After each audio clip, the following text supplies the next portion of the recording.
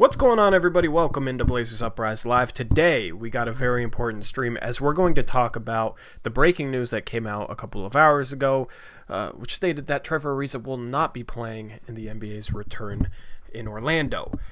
Trevor Ariza has a custody battle going on with the mother of his son or daughter. I don't know the gender of his kid, but he's in a custody battle, and the mother of his child granted his 1 month visitation during when the NBA is supposed to return.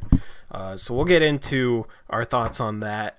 And we'll also talk about who we think should replace Ariza. Should we go out and sign someone? We got a lot to talk about with this situation, so I'm definitely looking forward to this stream. But first off, sorry for going late. I just wanted to watch the end of that NASCAR race, man.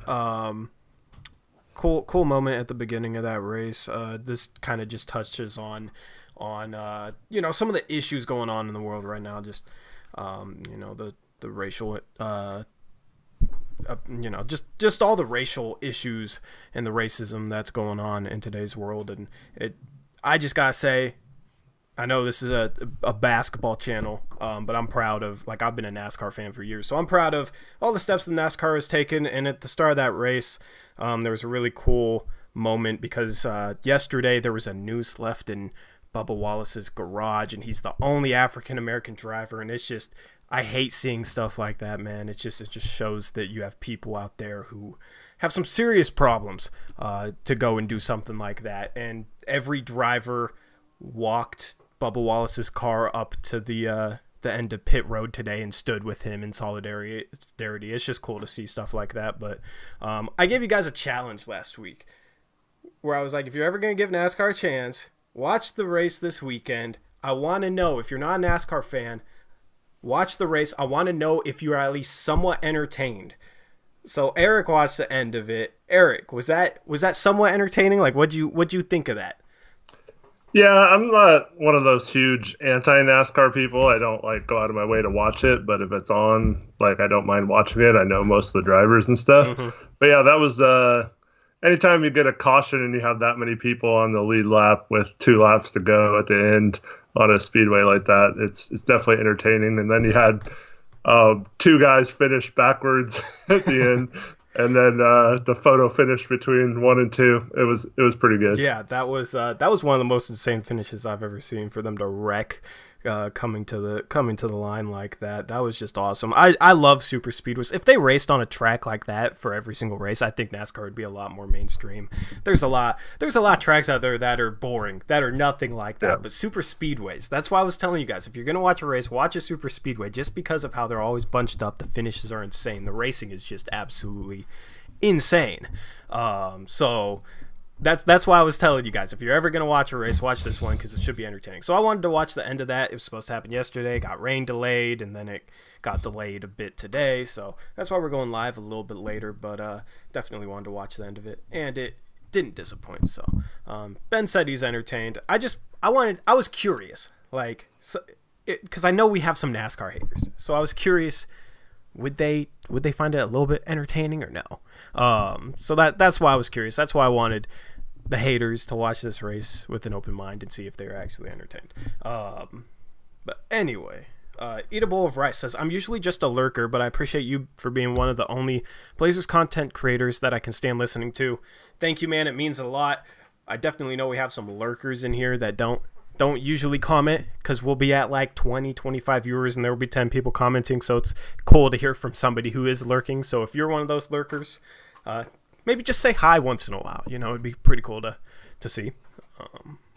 So I appreciate. I'm glad. Thanks for saying something. Yeah. Yeah, and I'm glad you can stand listening to me. That means a lot, because I'm not gonna get to the rest. At least there's one person. No, just kidding. Yeah, one person in here that can stand listening to us. The other 15 are just in here talking to each other and memeing in chat. What's up, Joseph? Happy birthday to RIP Blazers. He says, it's my birthday today, and rewatching the last stream of you guys hating the trade I put up was the greatest gift. Man, I figured you were trolling, not listening to us, just so you could go back and listen to us and think it was funny. I figured that's what you were doing. So I don't know. That's probably one of the best trolls jobs we've ever had in chat, because that was ridiculous. But looking back, it's just funny now. Yeah. So anyway, let's just get into the meat of this, because there's a lot that goes on with this situation that we're going to talk about. Pretty much the only like big topic we're going to talk about on stream, and that is Trevor Ariza will not return due to the custody battle he has ongoing over his child. I don't know if he has multiple children with multiple women or whatever. I was gonna say one of his children, but I don't know his family situation. All I know is that he's in a custody battle, and the mother of his child had to grant him a 1-month visitation, and she decided to grant it during when the NBA was supposed to return. Well, just to clarify, so she was going to allow him to have his month during the summer, but when the schedule got all messed up, like, this is normal, I think, for their visitation thing for the summer, and he was trying to, I think, work out a different deal with her, but she wanted to stick to the summer, 1 month during the summer. Okay. So either month he chooses, he's screwed, he can't play, so that sounds a lot better, because I thought it was like she targeted that time to give him his visitation to screw him over, which I was going to rant about, so I'm glad you cleared that up before I started ranting, because if this was like her targeting the month that he was supposed to return to play, that was going to be that would have been a very lowball thing to do. So the fact that it was already the plan definitely changes my opinion on that. I was all amped up to rant right now. I had the energy building and everything, and it's very anticlimactic. I'll listen to your rant. No, I mean, I think the problem was, I think he tried to get his month earlier, like when they weren't doing anything. Mm-hmm. And I guess she fought that, so yeah. But it probably didn't help that the NBA didn't know when they were going to return for a while, because they were saying like start of July, which is in less than 2 weeks, which is crazy to think about. It's already late June. That's actually insane. But you know, the NBA said early July, and then now we're going to start in August. You know, he probably. Yeah. I wonder when he made this plan, but not knowing for a while when they were going to return, if they were going to return with his team, that probably didn't help things with him trying to plan. And whenever, you're in a custody battle, it's always something that seems like, not people not negotiating as fairly as they can. You know what I mean? Because usually if you're in a custody battle, there's some bitter feelings there on both sides. So normally it's kind of, it's not the most, I don't know what the word for it is. It's not the most fair negotiation. It's not the most civil. Yeah. That's the word I'm looking for. It's not the most civil negotiation. So it sucks, but I don't think it's a death blow to the Blazers. Yeah, I wouldn't say death blow either, but it definitely hurts. And I just like to say that I don't blame Ariza for sitting out. I'm not going to say that I'm mad at him for that. It just sucks that we're losing a key rotational piece. And other than Dame and CJ, he's probably the one player that we least have a replacement for. Mm-hmm. Because like if Nurk or Collins or Whiteside or Melo don't play, you have all four of those guys. So, you still are set at one of those. We've been arguing over who's going to start and who's going to come off the bench. So you're probably fine if one of those four guys doesn't play. If Dame or CJ obviously doesn't play, then we're screwed anyway. So it doesn't matter. So as long as we have those two, we're fine. But Ariza was like the one guy we don't have much depth at the small forward, at least depth that we can trust. At this point in their career, my guess is that Gary Trent Jr. will probably slide into that starting role. But if we play a team like the Lakers in the first round, that's not LeBron is not a good matchup for Gary Trent. So I don't know what they're going to do. Yeah.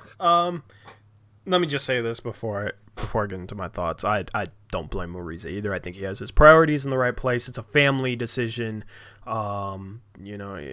He's choosing to spend a month of time with his child that he can't get back. and it's in a custody battle. Like, he made the right decision. It sucks for Blazer fans, obviously. It's gonna hurt the team a bit, but I don't think there's one guy on the team that faults Ariza, given the circumstances and given what he had to weigh in making that decision. And honestly, I've seen a lot of Blazer fans be understanding about it as well. I know some other fan bases out there would just absolutely tear apart Ariza if he was on their team right now. Laker fans, Thunder fans, Rockets fans. Like, there's a lot of bad fan bases out there. They're not bad. There's bad apples in every fan base, but there's a lot of fan bases out there that are just different than Blazers fans that would have just torn Ariza apart. But Blazer fans, I think, are like they're very understanding. I like Blazer fans for that reason. They're very understanding, and they're very I don't know. They care about their players a lot beyond just the basketball court. That's what I've noticed with Blazer fans, and I've seen this with Ariza, where fans are understanding of his situation and supportive of his decision. I think it's a lot different than someone we'll talk about later, but Davis Bertans also announced that he wasn't going to play just because he doesn't want to get hurt. And I think that is a lot weaker. I guess we can talk about it now, but that to me is a lot weaker than having this situation come up and you basically have a month where you get to spend with your kid, or you lose that experience, or just not playing because you're a free agent and don't want to get hurt. Different set of priorities to weigh with Bertans than Ariza. I would like to see, like, if Ariza was on the Lakers right now, would he be playing or would he still be sitting out? Like, I think it's a little easier to do when you're the 9th or maybe possibly best case scenario, the 8th seed, versus like if you had a legit chance as a championship. Yeah, I don't think he'd be playing. I think he genuinely enjoys playing for the Blazers. I don't think it's anything where he'd be playing on a different team. If he was on the Lakers, honestly, he'd probably just wait until his visitation was over, then he'd go and join them in the playoffs, right? Like, so if the Blazers somehow make a run, that might not be out of the picture. I think he would have to have a 14-day quarantine, so I don't know when his visitation starts. I don't know if it starts right when he was supposed to go back to Orlando, or if it starts in late July. I'm not entirely sure, but if he was on the Lakers, a team like that, he'd probably just wait until his visitation was over, then he'd go and join up with them, since they should be, not knocked out in the first round. Hopefully they are, and hopefully it's by us, but if he was playing for a contender, I think he'd just wait. Yeah, I don't know. Like, so for those that don't know, we can replace him without it counting towards the cap. We still have to pay that person, but it's like a prorated salary, so I'm assuming they're going to sign someone now. Whereas before, I don't think they were going to sign anyone unless someone opted out like Ariza did. But I don't know if you use that right to sign someone. I don't know I think that makes the person you replaced ineligible to return. Huh. But we have an open roster spot, right? That's true. So I don't know exactly. But he's still under contract. Wait, no, didn't we fill it with no, we filled the extra roster spot in the No. Oh no, because then we traded Scal, that's right. Yeah, so I don't know how they do it, but honestly, there's nothing on the free agent market that's any good. There is literally not one better small forward option than Nasir Little. Like, it's literally like a bunch of, like, in my mind, Mario Hezonja players and less. That guys that just make no sense to bring in. Like, I've seen J.R. Smith. Why would we want J.R. Smith? The dude is beyond washed. Can't play defense. Just a mental case. Sure, he can get hot once in a while, but Gary Trent Jr. can get hot. Play him 36 minutes then. Like, he can actually play defense too. J.R. Smith's only 6'6". Like, he's not, like, he'd still be a small forward, an undersized small forward. So at that point, just play Trent. Like, there is not a target out there that I like. I've seen Iman Shumpert thrown out there. Iman Shumpert's even smaller than J.R. Smith, and he, the past couple years, has shot like 35% from the field and 27% from three, so he's not a good option either. There's not a good option to replace Ariza. In other years, there probably would be. That's why it kind of sucks that the free agent market is what it is this year. it's not an option. We're gonna have to replace him in house, in my opinion. But we might go sign J.R. Smith, and I don't think that'll work out. Yeah, I don't really expect anyone we sign to really play. Yeah, I mean, you're looking at guys like J.R. Smith, Amon Shumpert, like you mentioned. There's Jonathan Simmons out there who's the same type of player. I was trying to look up a bunch of names like a Luke Mbamute or a C.J. Miles. I think I would like either of those guys better than Shumpert or J.R. Smith, but neither are good. See, yeah, Mbamute is more of a four to me. Miles, like maybe, but he fell off the past couple years. Like, right. So that's the thing. And honestly, he's a bit too young to be falling off like how he is. So I wonder if it's like a work ethic issue or something. I don't know. Well, he did get hurt. Like he was out most of the year. Maybe he got rested back up again. I don't know. Yeah. But for me, it's just like if we want an inefficient guy who can play a little bit of defense, just play Nasir Little. Because he actually has a future with this team. You know what I mean? And the thing is, Nasir Little's bigger than J.R. Smith, bigger than Iman Shumpert. He's athletic. He can rebound better. I'd rather have him on the defensive end than J.R. Smith for sure. Maybe not Iman Shumpert, but Nasir Little can cut. Would like to see his movement playing off of Nurkic. I'd rather play Trent and Little at the small forward than go out and try and replace him with somebody. I actually think Wenyan could play a little 3 too. Yeah. Huh. He could match up against like LeBron and stuff. Yeah, maybe. But weren't Trent. you the guy giving me crap for saying Obi Toppin could maybe play a little 3? Wenyan Gabriel's is quicker than. Is he? Yeah. I think Gabriel's more a 3-4, whereas Toppin's just a 4, maybe a 5 and a 4's body. Like he doesn't play like he can play 3 at all. Yeah, see, we have complete opposite opinions on that. We've barely seen Gabriel, so it's kind of hard to judge him. Yeah. But like, I don't know. I wouldn't trust Gabriel at the 3 any more than like a Mario Hezonja. You know what I mean?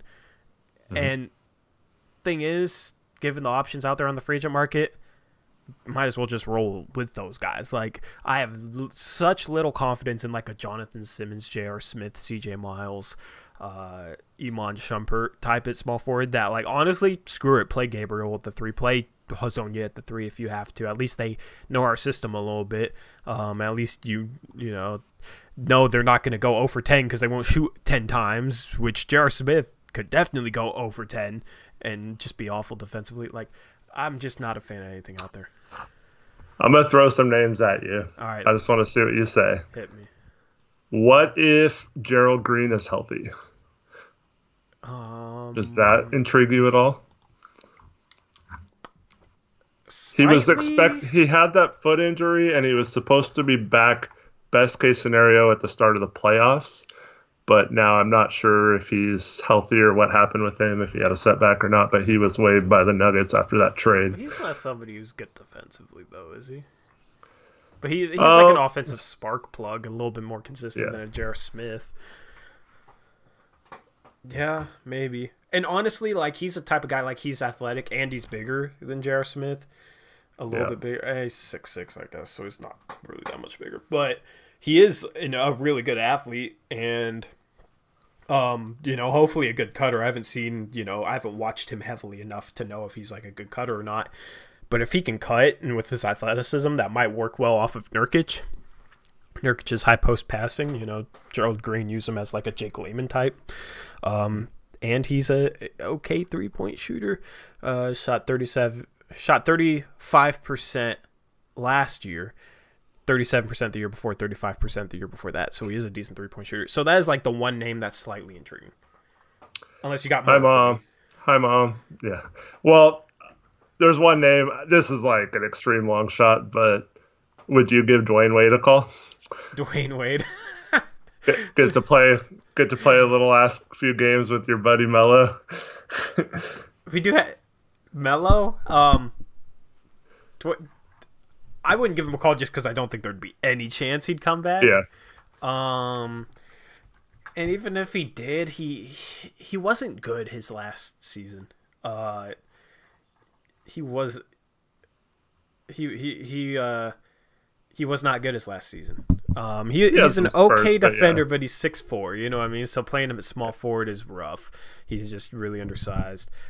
51 true shooting percentage. Like, he wasn't an efficient scorer, but he is a smart offensive player. So it's not, obviously not just about efficiency. He can play make a little bit. He'd honestly just be like a smaller Evan Turner at this point. You know what I mean? Like, not. Yeah. I don't know.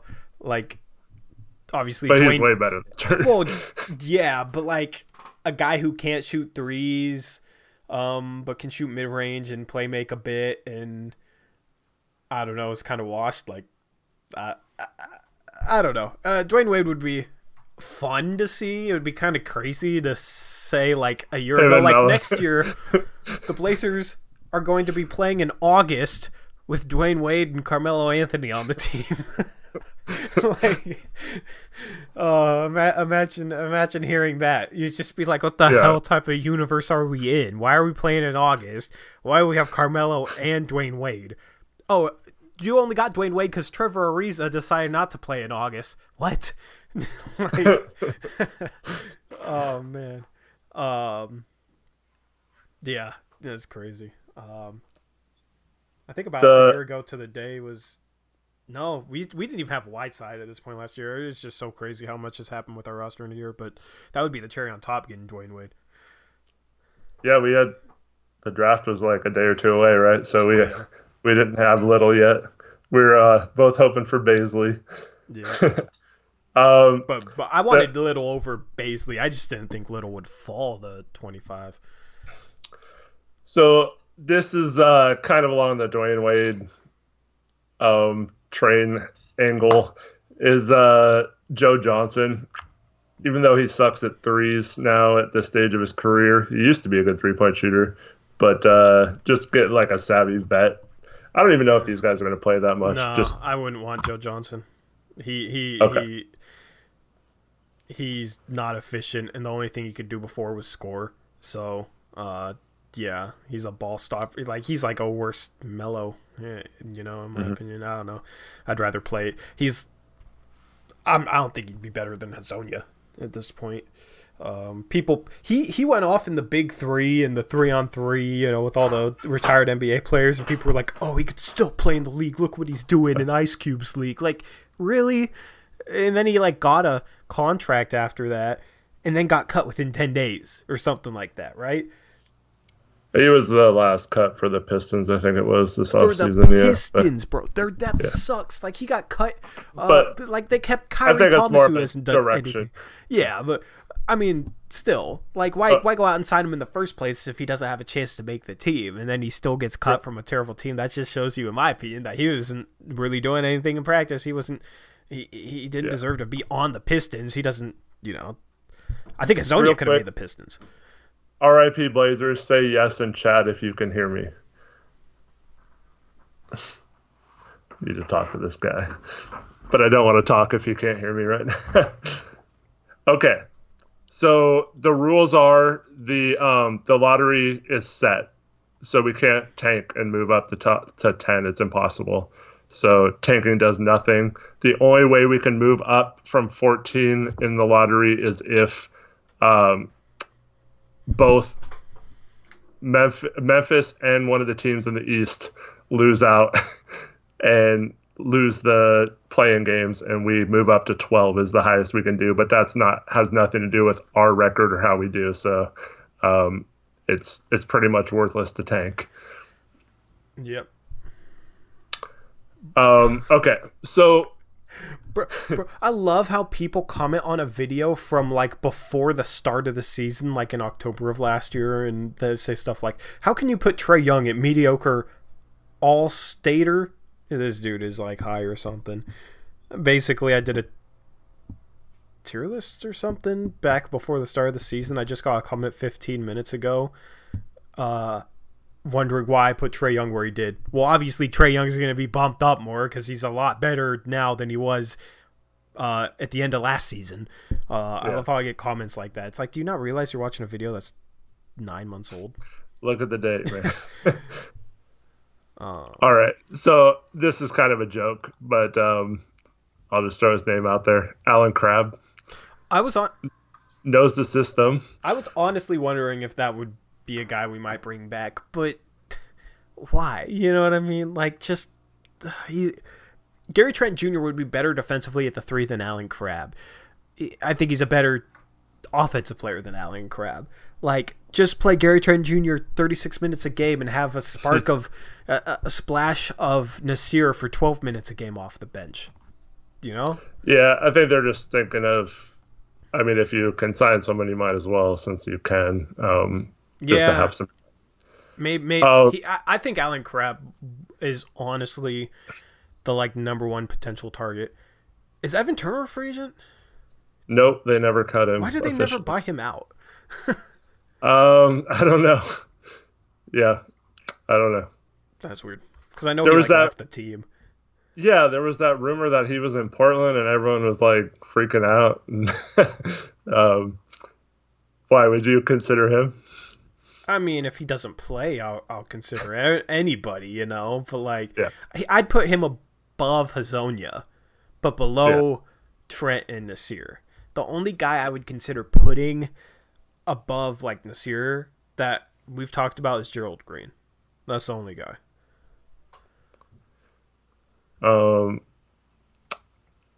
mean, we're pretty much going through shooting guard / small forward, so there's not really any different shooting guards that are available that we haven't talked about. I know it seems like a bear market, but that's because it is. There's nobody good out there. Don't say Jamal Crawford. The only guy that's a point guard that I would consider is Trey Burke. Uh-huh. I'd still be fine if he was a pickup, but that doesn't help our guard issue. You mean our small forward? I mean our small forward issue. So I have 2 more names. Both of them terrible defenders. So we'd only be doing this as a 3-point shooter off the bench, maybe if we need shooting, something like that. And those players are Jody Meeks and Ryan Brokoff. Jody Meeks is ew to me. Ryan Brokoff is actually surprisingly slightly intriguing just because he can shoot, and I don't remember his how career 40%. Yeah. How tall is he? He 6'7". doesn't even have his height listed on Basketball Reference. He's a nobody, but he's a shooter. Career 40% shooter. Yeah. Why would he be worse than Alan Crabb as an option? You know what I mean? I know he has a small sample size of threes. He's only shot 41 threes in his career, made 21, but he was a good shooter in college. He is a good shooter. So that 41% isn't a surprise. I think you could kind of keep that up. He's a sniper, but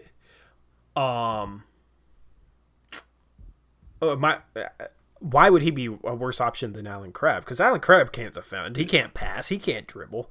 All he can do is really shoot a little bit, but his 3-point shooting has fallen off. Ryan Brokoff, I don't think would be a worse option than Alan Crabb, but I feel like most Blazer fans would be like, who the hell is Ryan Brokoff? Why wouldn't we get Alan Crabb? Yeah, I wouldn't mind Brokoff. Like I said, if we need some shooting off the bench or something, just go plant him in the corner and have Dame kick out to him. And just we're kind of screwed on defense at the wing anyway, so we might as well try to outscore teams, I guess.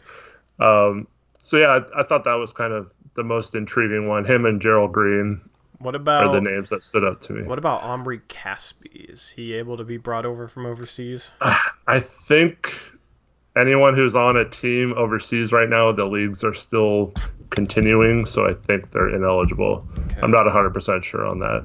Yeah. And then for anyone asking about Mo Harkless being waived, or ET being waived, so the NBA upheld the March 1st. So any player cut after March 1st, if he was on a team this season, is not eligible for the playoffs. So we could sign Mo Harkless, but he could only play the 8 games, and then we wouldn't have him for the playoffs. So there's really no point in signing anyone who was cut off a team now. Moving forward, given how a big part of the battle for us is just making the playoffs, I wish Harkless was part of that's true. I would take that. You know what I mean? Does the playing games count as the playoffs? See, I don't know. I haven't seen any ruling on that. I'm assuming they'd be ineligible for that, but I'm not 100% sure. But still, like those 8 games, like we got to do well. You know, I wish. I don't think the Knicks will waive him, but Harkless would be perfect because he knows the system. He plays well off of Nurkic. Like he'd be a great replacement. Like he'd be the starter. He'd come back, get a starter spot back. And honestly, if it was just for 8 games to like maybe play us ahead of Memphis if we're lucky, but if not, like keep us in playing position. And then he couldn't play in the playing games. Like at least he helped us get into the playing games in the first place. Everything I've read said that New York has no interest in cutting or buying him out because they don't want to lose his bird rights and want to possibly re-sign him. Whereas Evan Turner, Minnesota's not going to re-sign him because they didn't even have him show up. So if he got bought out, he would come. But like I said, 8 games for Evan Turner. I don't even want Evan Turner. I never want that guy back in a Blazer uniform. I don't care if he like lived up to his second overall pick status and became an all-star. I don't want Evan Turner, man. Like he was so brutal to watch for so long. That it's just like I'm still glad that we ended up being done with him. God, like maybe I'd put him above Hazonia, which I mean, yeah, you put him above Hazonia, but God, man, like I feel like if we went out and got Evan Turner, I'm glad he's not a free agent. Because I feel like if he was, Terry Stotts would go out there, sign him, and then he'd start and play like 30-some minutes a game. And Gary Trent Jr. would play like 18. And that's what we'd be stuck with. So I'm glad he's not an option, man. You're going to be maybe rethinking that if they sign like Iman Shumpert and do the same thing. Oh, God, dude. Well, like, who do you even blame then? Do you blame like Neil? Like if Neil goes out and signs somebody, he's gonna be on the same page with Stotts. Like, okay, let's go out and get this guy so that we can give him this role, right? So like, if they went out and got Iman Shumpert and then he started and played 30 minutes a game, you'd have to blame both of them. You'd have to blame Olshey and Stotts because I don't feel like Olshey's going out there and signing a guy to be a third stringer and then Stotts starts him and Olshey's just like, oh well, I didn't expect that. You know what I mean? Like they're on the same page, but like. It's obvious what the best option is. It's obvious who the best option is. It's Gary Trent Jr. Okay, yeah, he's a little bit undersized. I think his standing reach measurement at the combine was flawed. I've looked into this and compared him to a bunch of other players. I know guys can be, have different body measurements and all that, but it was something like his standing reach was abnormally short based off the combine measurements. Like it was in the bottom like half percentile compared to his height. Like he had an 8'2" standing reach and he's like 6'5" or something like that, which is and he has like a 6'8" wingspan. Those measurements don't make sense. The standing reach didn't make sense for him, and that's the thing. Like people talk about, oh, this guy's 6'5", he's 6'6", so he can play small forward.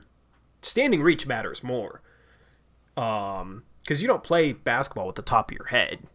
You don't block shots with the top of your head. You don't, go up and grab rebounds with the top of your head. You don't contest shots with the top of your head.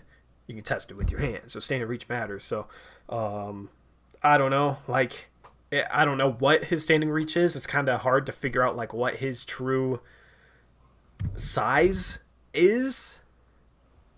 But regardless, we're going to be starting... Hopefully, if Stotts has his head screwed on straight, we're going to be starting 2 7-footers that can protect the rim. That will help us get away with like starting a Gary Trent Jr. at small forward, in my opinion, because he can pressure up on the perimeter. If he gets beat going inside, then he has a ton of help. You got Whiteside, you got Nurkic, you got Collins, you got a ton of help inside to offset like the lack of height from our perimeter players. So I think it's obvious that you just go out and guard Gary Trent Jr. He's the best defensive option at small forward. He's a guy who's strong. Like, he's a guy who could hold his own at that position against a guy like LeBron, or just like as well as pretty much anybody else we have could hold his own against LeBron or Kawhi or guys like that. And I think he's a guy who'd get amped up for that role and play up to it. And then you have that shooting there that, a consistent threat from that three position. I just think he's by far the best option. I'd go and play him at least 30 minutes a game at the starting small forward spot. Yeah, I completely agree. I just hope that is what actually happens. Yeah, because we know Stotts doesn't like his young guys.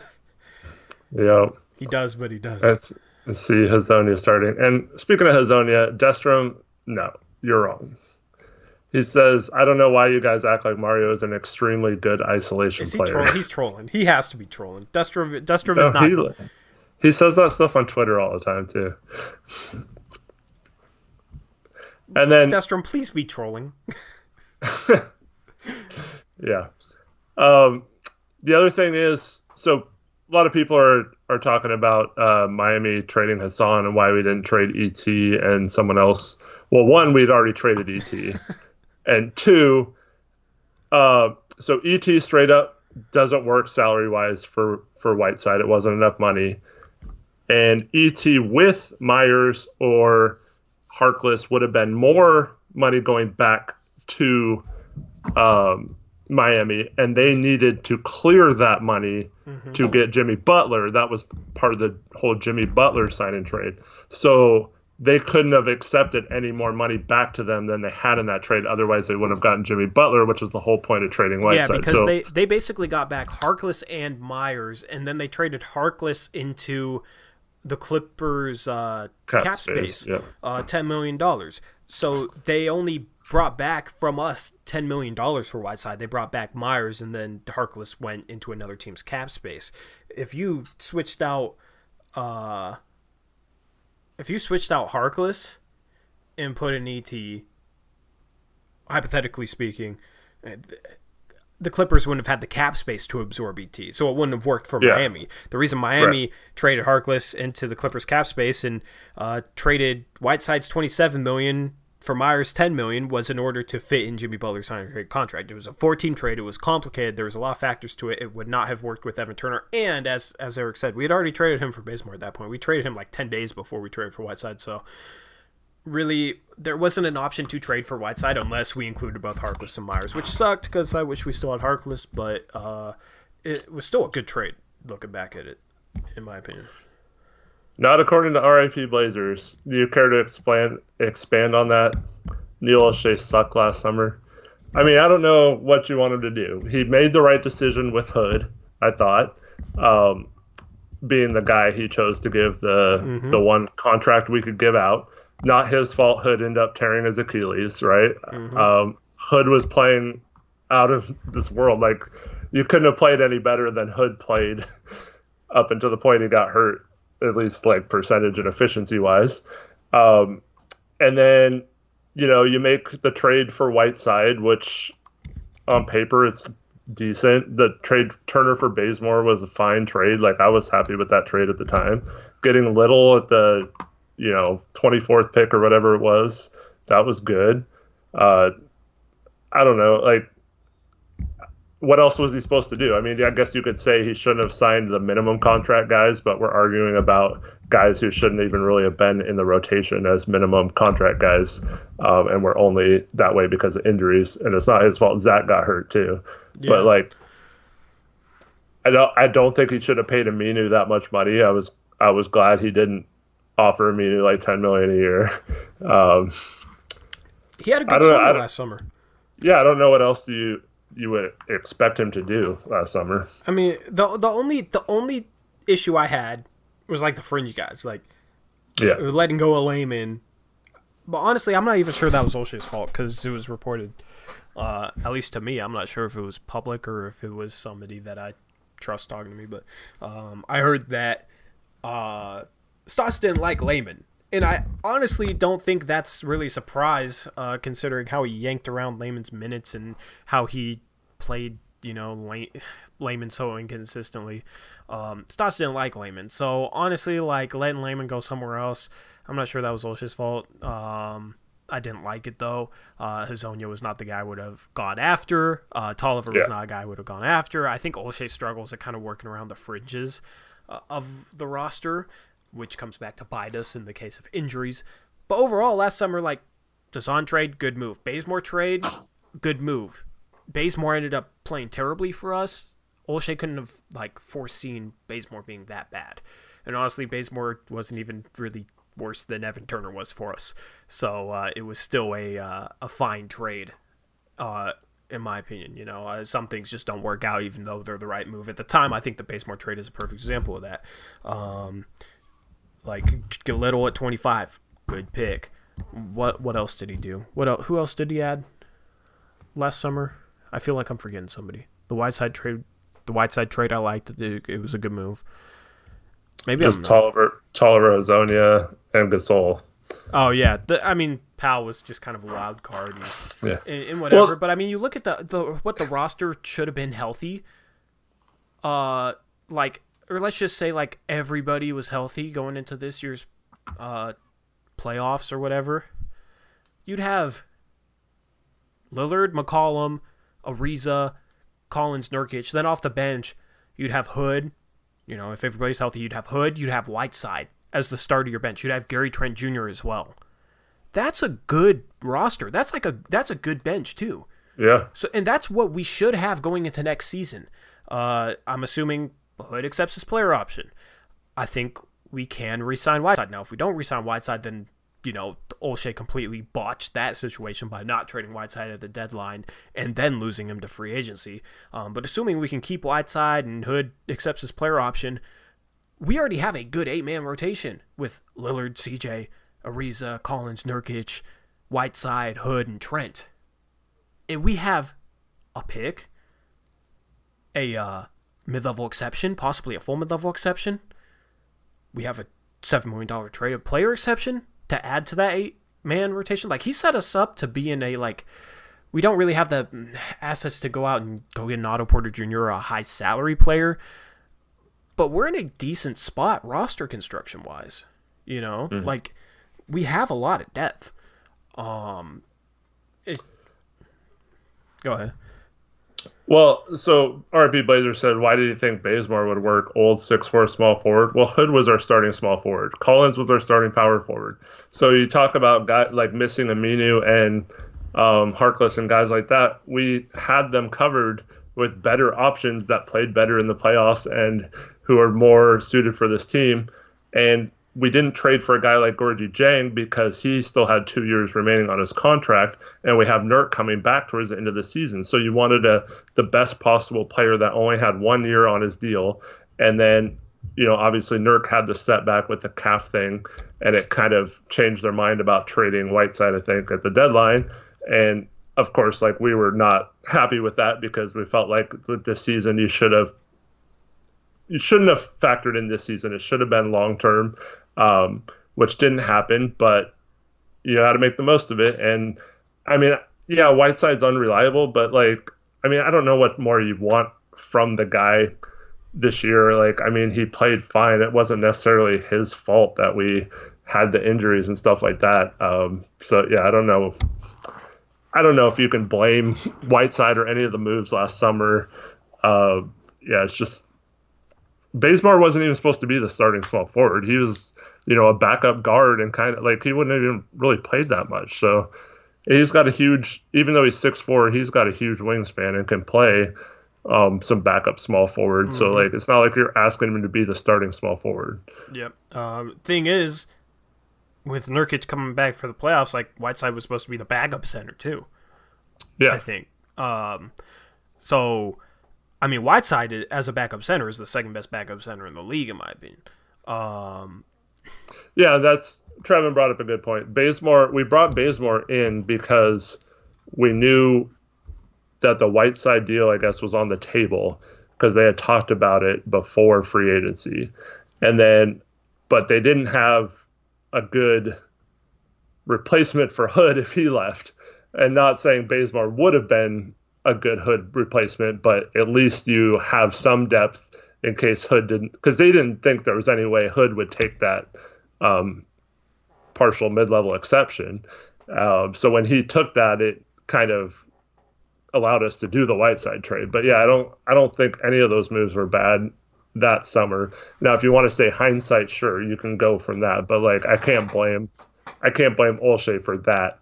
I can blame him for stuff that happened after the summer and during the season, but But I don't blame anything he did last summer other than some of the fringe guys like you said. He's made a lot of good moves in the past couple years. Like his mistakes his mistakes piss me off. Like not trading Whiteside at the deadline for a contract that he could trade this summer. Sitting on Whiteside like that was frustrating. If we keep Whiteside, it's not a big deal. If Whiteside walks, I'm gonna be pissed off. Why keep Whiteside when we're not even in playoff position, when we can't use him as a trade asset this summer, and then he walks for nothing? Like that would be a disaster. If we keep Whiteside, it's like okay, we could have possibly been in a better position if we could have gotten a contract to trade. But given how few moves might be made this offseason, now looking back at it, it's not that bad of a thing. If we not trading Whiteside isn't really that big of a deal if we end up keeping him, because he will be a good backup center. It could definitely blow up in our faces. There's a lot of factors that go into evolving that, but at the time, I was very frustrated with Olshey. You were very frustrated with Olshey. I'm pretty sure. At the trade deadline, he thought there was no chance Zach was going to be back this season, which would have mitigated having to rush Nurkic back. And Nurkic had just suffered that setback. So, I kind of get why he kept him. I still don't agree with. I still think that was a short-term move. But if you would have known, if you're using hindsight, we would have known that there would have been a big gap in the middle of the season, and we'd have Collins and Nurk healthy, so we could have traded Whiteside, and it would have only messed us up for a few games, and then we would have been going to the bubble right now with Collins and Nurkic and whatever small forward like Otto Porter Jr. we got for Whiteside, and it wouldn't matter that Ariza doesn't play because we'd have another wing that we could use. But yeah, it's so that's why hindsight's stupid, because who would have known that we would have taken a 4.5 month break in the middle of the season? Yeah. He's definitely made some mistakes, and I'm still not on board the Olshey train because I don't have full confidence in him being creative enough to end up creative or aggressive enough, whatever adjective you want to use, but I don't have the confidence in him being able to go out there and get us the piece that we need to take us over the hump. Not saying he can't do it, just I haven't seen anything that gives me confidence that he will or he can. So that's why I'm not fully on board the Olshey train. As far as other than that, he's been solid the past couple years. The Trent pick was good. I didn't like the Trent pick at the time. I didn't like giving up 2 second-round picks for Trent at the time. I was completely wrong on that.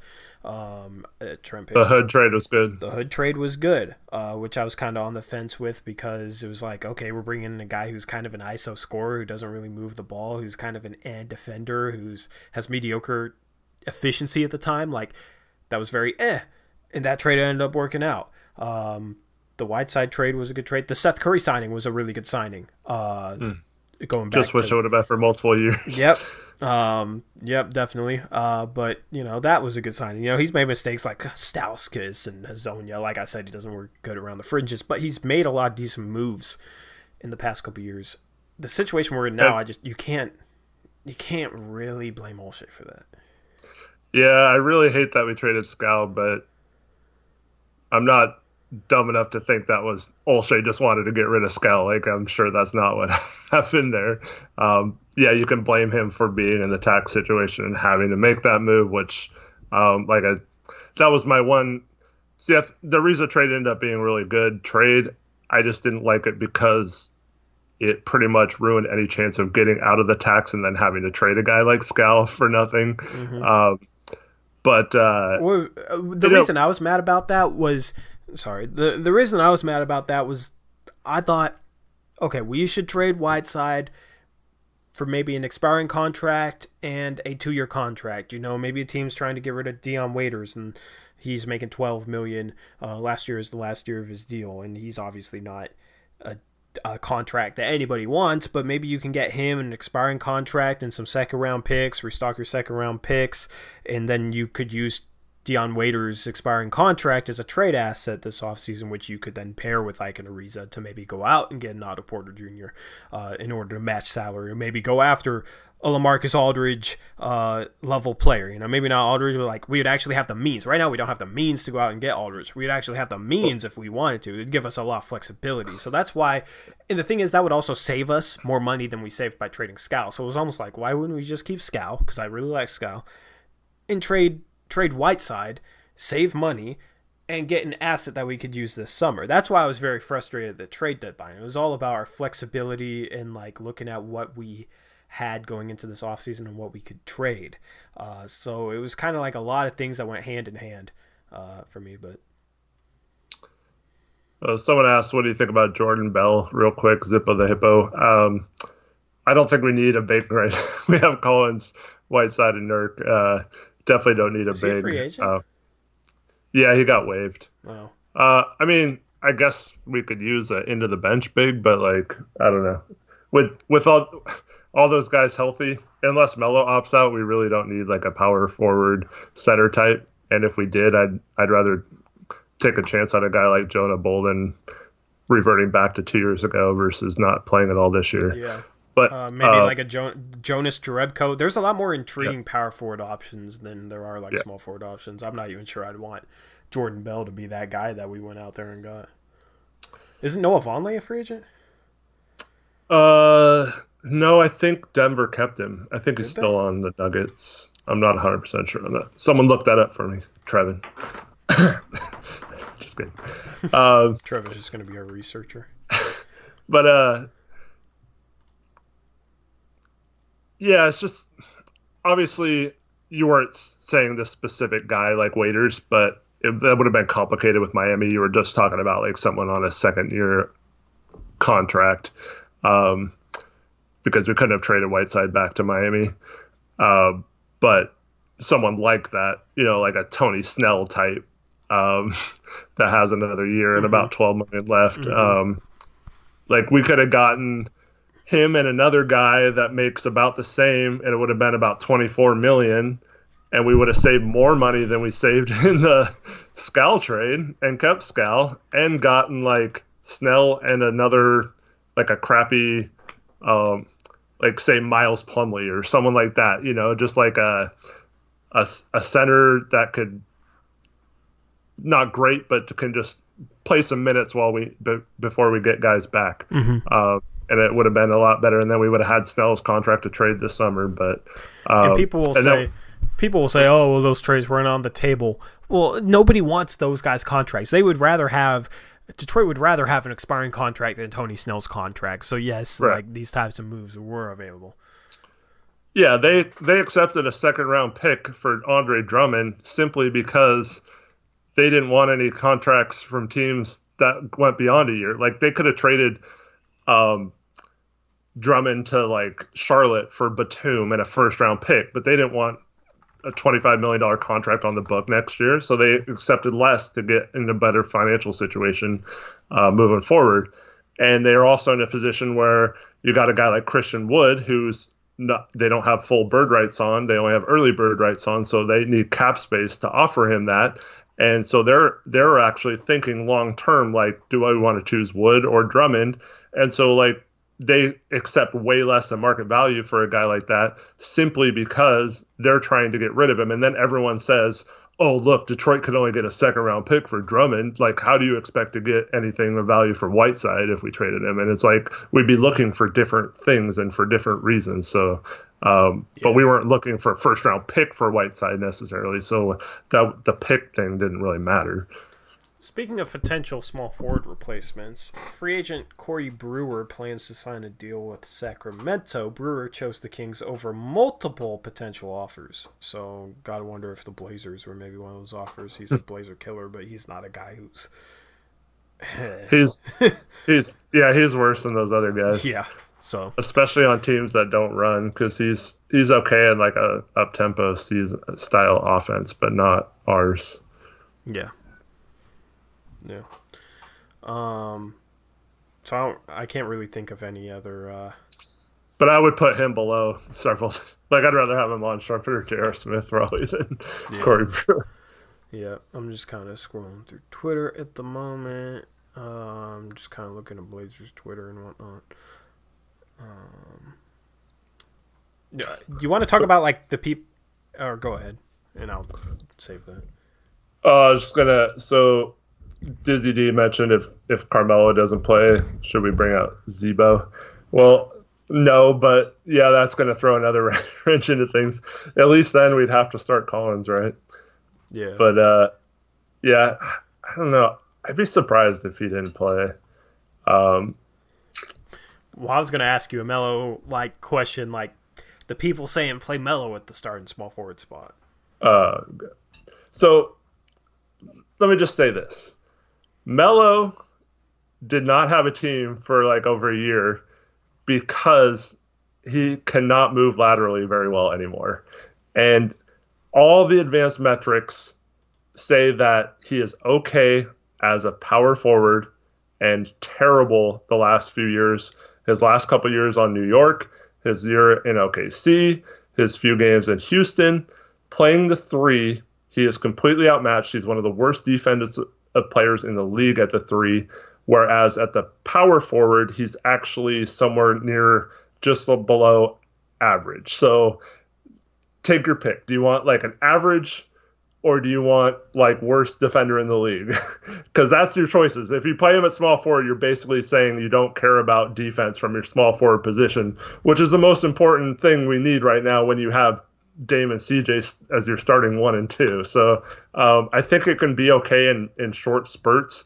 But like, if you're going to play him at the three, you might as well start Melo, Nurk, and Whiteside, and just be like the slowest front court and worst lateral quickness defending team of all time, and just see if you can like pound teams into submission, like go old school Memphis Grizzlies or something. I don't know.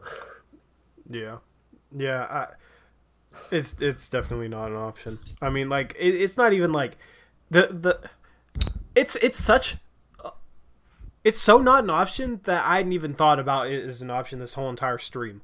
Like, I hadn't even, like, we've been trying to think of, like, okay, who could we sign? Who do we start? Like, all these options. Melo hadn't even come to mind because he's not an option at the small forward position because of how bad it would be if we played him as small forward. I just remembered that, oh, yeah, people were actually suggesting this, and it was Twitter that reminded me because I'm scrolling through that right now.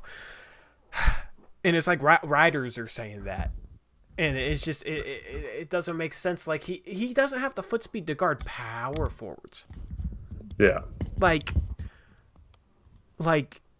he doesn't have the foot speed to guard power forwards. How can he have the foot speed to guard small forwards? You don't want him out there against small forwards, man. Like he is literally a statue of a defender. God,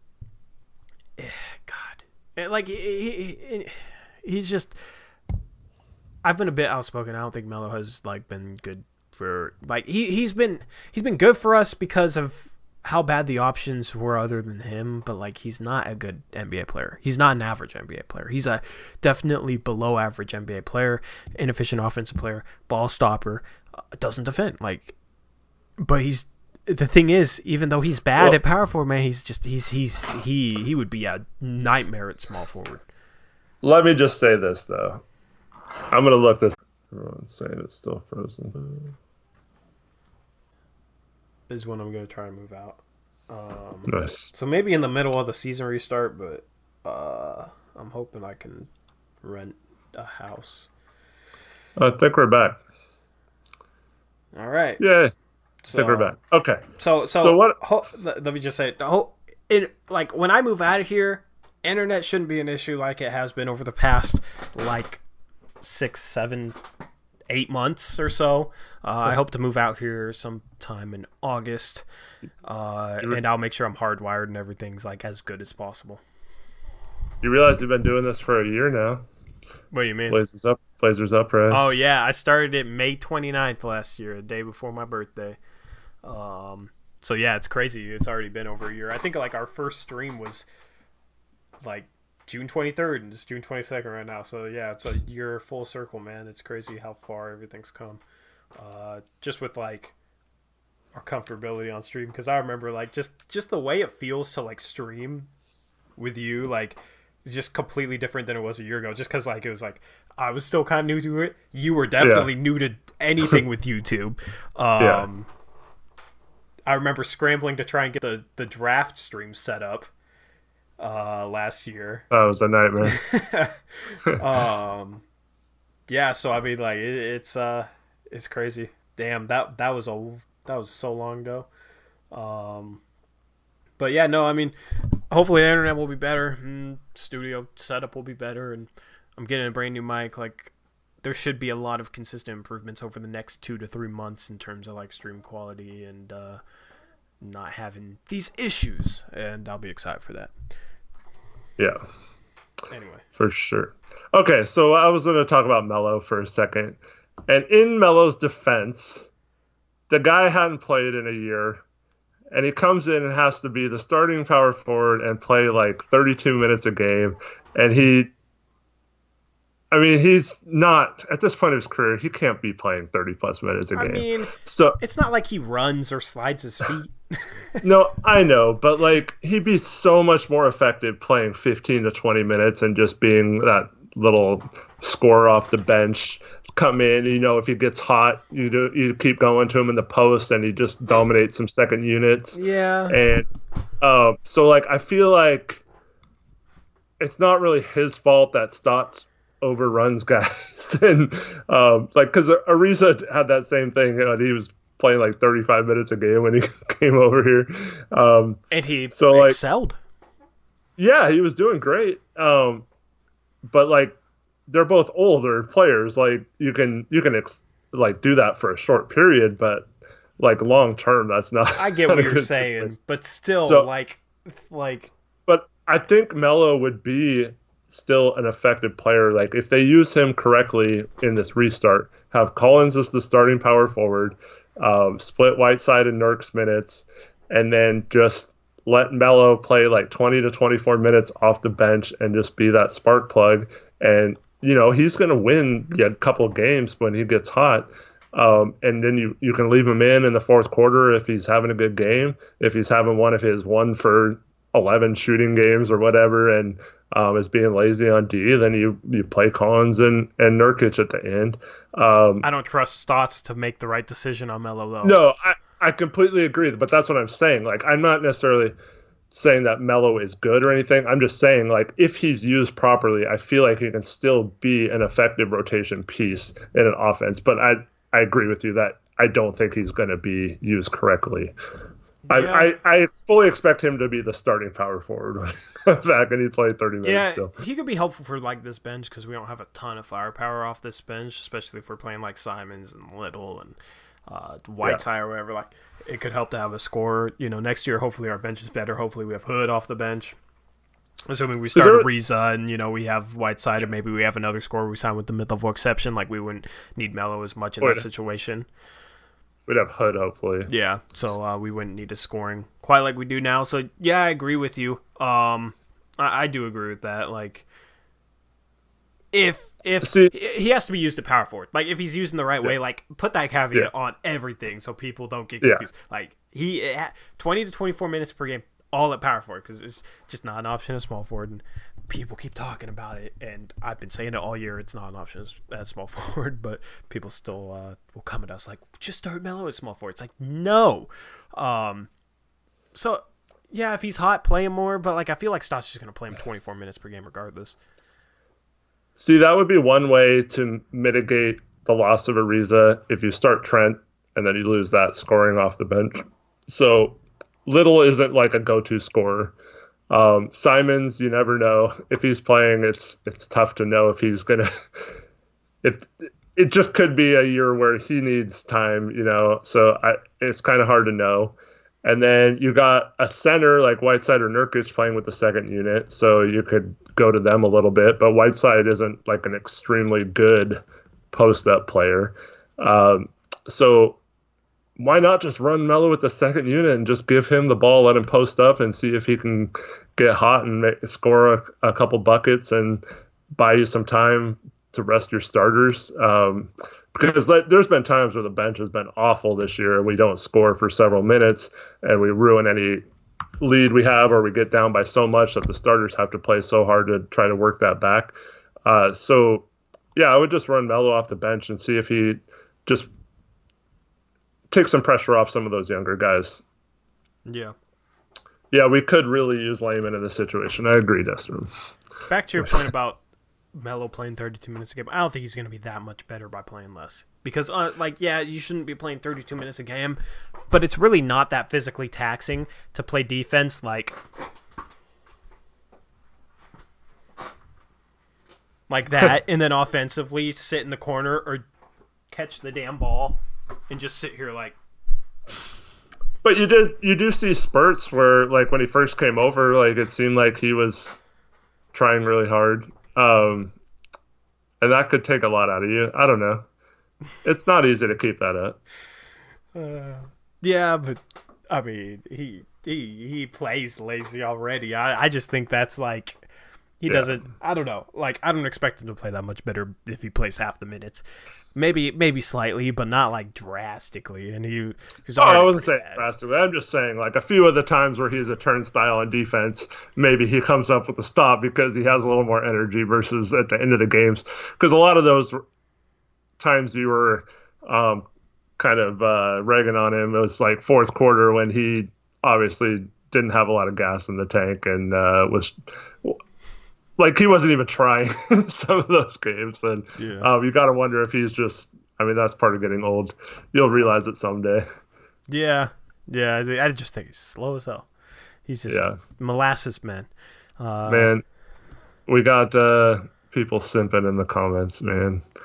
What did we talk about a couple streams ago? Yeah, I know, those right? Twitter girls. Now we got... I got to pull back up the comments. My comment section on my computer like froze up and hasn't unfrozen, so I got to pull back up the stream on a separate window so I can give some 300-second bans because this is a no simp zone. So Doge had NBA Mary as his wife. Yeah, I saw that and I'm getting to it. It's a no simp zone. Gotta set the tone and send a message. So let me just pull this up. Oh my goodness, man. Doge, apologize. If you don't apologize, you're getting 300-second ban. Oh yeah, he also got the Blazers to follow him, and then was like all going crazy. Oh, I know. I saw that like day after day. Yeah, he really is like doing everything against what we said in the last stream, man. Okay. You're not forgiven, but you're also not banned, so I guess that's a good thing. Dame Dollar, you don't pay attention. I did say hi to my mom when she first came on like an hour ago. Does. So, he always like loses like 30 years off his age and says hi, mom, and it's cute. And yeah, pause.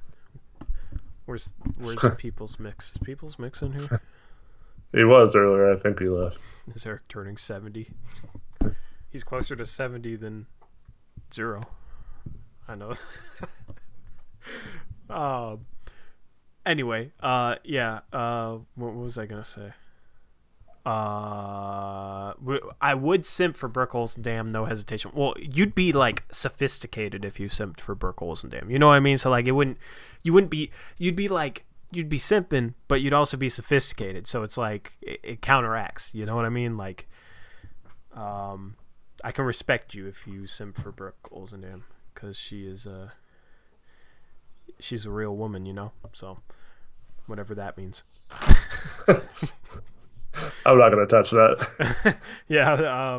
Anyway, Doge, you're too young to be talking like that. I told you to stop simping. I don't care who it's for. You already got a warden. You don't get the leeway. Yeah, that's it. Dame Dollar simping for Trevor. That's the only acceptable simping. Yeah, if you keep it like. If I was gonna say if you keep it within the family, it's fine. But yeah, that's very, very weird. And I don't like the road we're going down with this. What? Yeah, don't say that. Oh my goodness.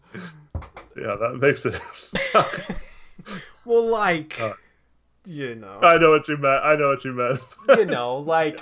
like cousins, right? We're not keeping it. We're not keeping it within the family. Like this stream's going down. Anyway,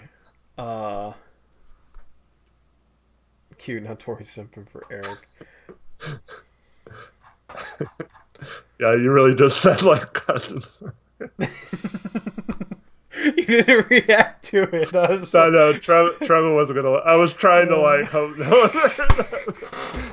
Like, why can't we have lag right then when you're about to say something? Oh man! And here comes R.I.P. Blazers with a paragraph not related to anything we're talking about. I ain't even gonna. We're not gonna play this game again, man. I'm not even gonna read that. I see screw CJ too, so I don't even know. Well, he was talking about signing both Dragic and Aaron Baines and doing all this other stuff this offseason, and it's like we have no chance of getting all those guys. And then he was confused about cap space. And watch Eric's cap breakdown video, man. Anybody in here like that is. Well, I assume we probably have some people watching the stream that may be new or maybe haven't seen the videos. But if you're going to try and talk like cap space stuff, or if you're confused about cap space stuff, or if you're trying to talk free agent maneuverability, off-season flexibility, go watch Eric's cap breakdown video. It'll give you a better understanding where you can actually come in here and like kind of have just a decent enough understanding where we could actually then have a realistic conversation instead of talking about like, no, we can't sign Goran Dragic and Aaron Baines. Like, it's not even close to being possible. So go watch Eric's video after this if you got the time, of course. Everybody that like comes in here thinking like we can sign and trade Whiteside or sign Evan Fournier if he opts out of his player option or something. Like, I don't know. Anybody who's coming up with like ridiculous offseason stuff, I'm just going to point you guys to that video. And yes, if Whiteside walks, Aaron Baines would be someone we could go after, but then that would be it. We couldn't go after anyone else but minimum contracts. So you're not going to get Dragic for the minimum after you sign Aaron Baines to the mid-level exception. Yeah. If Whiteside leaves, I'm fine with getting a guy like Baines. That would be a good replacement, actually, and he'd be a more capable backup, I think, than Whiteside would be. But yeah. The only way we could get Dragic is through a sign and trade. He's going to make more than mid-level exception.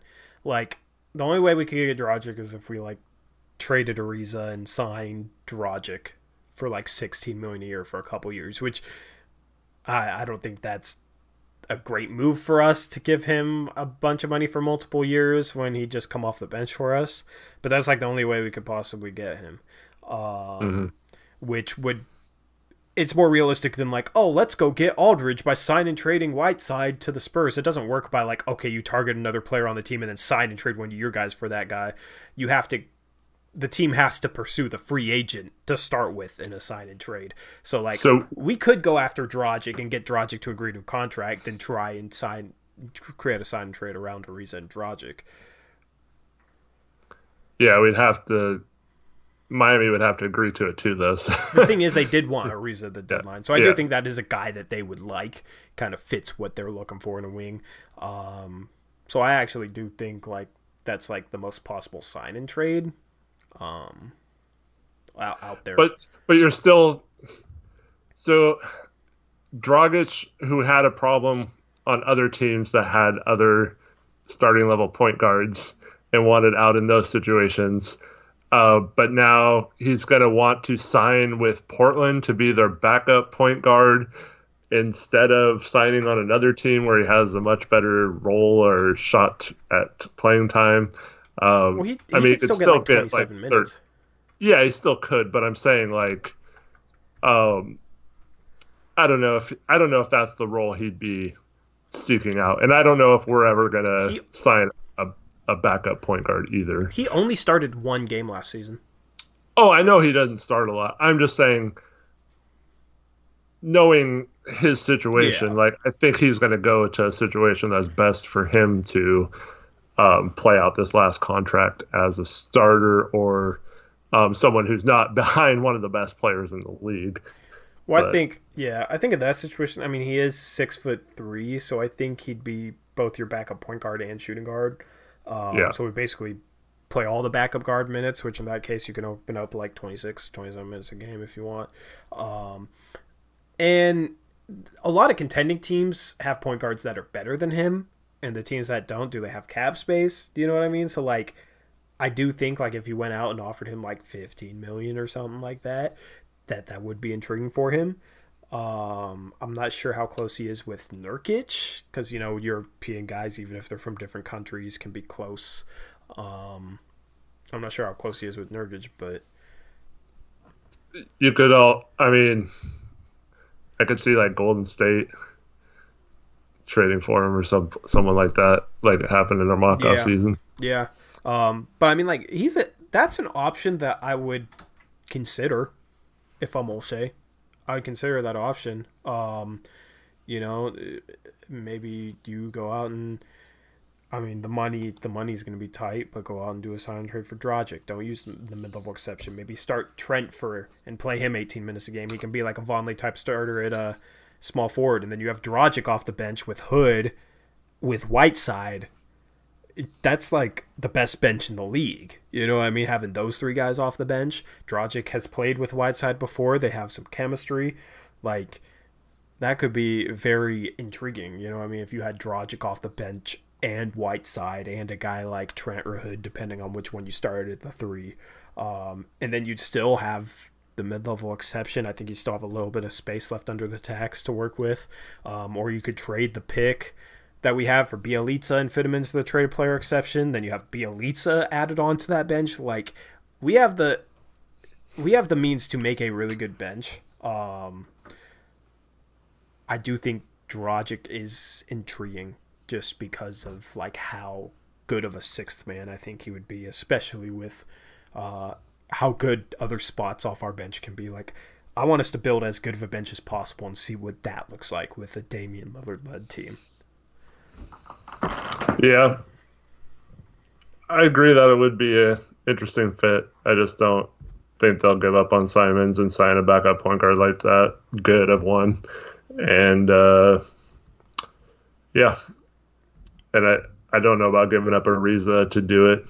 Although now with him not showing up, it does present the opportunity for a guy like Gary Trent to basically nail in that role, and then for us to not bring Ariza back or use him as a trade piece. Mm-hmm. Yeah. I don't know. I mean, like, this offseason is going to be intriguing. It could end up where we don't add anybody really, but like, Dragic is better than Ariza, right? Ariza plays more of a position of need, so it just ends up being like, okay, what do you value there? Do you think you can replace Ariza enough where he isn't really that needed at small forward?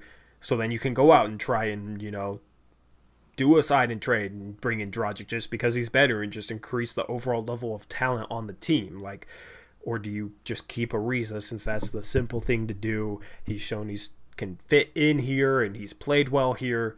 Like, that's an interesting debate. For me, it's just like, I want us to try and get as much talent as possible this offseason.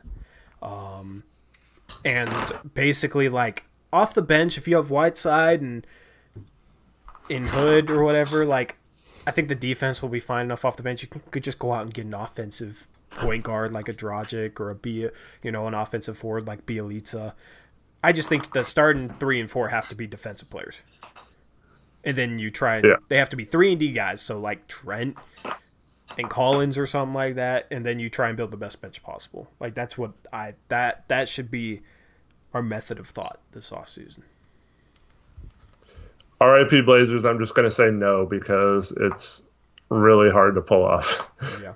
And just don't even think about signing trades really. Like, it's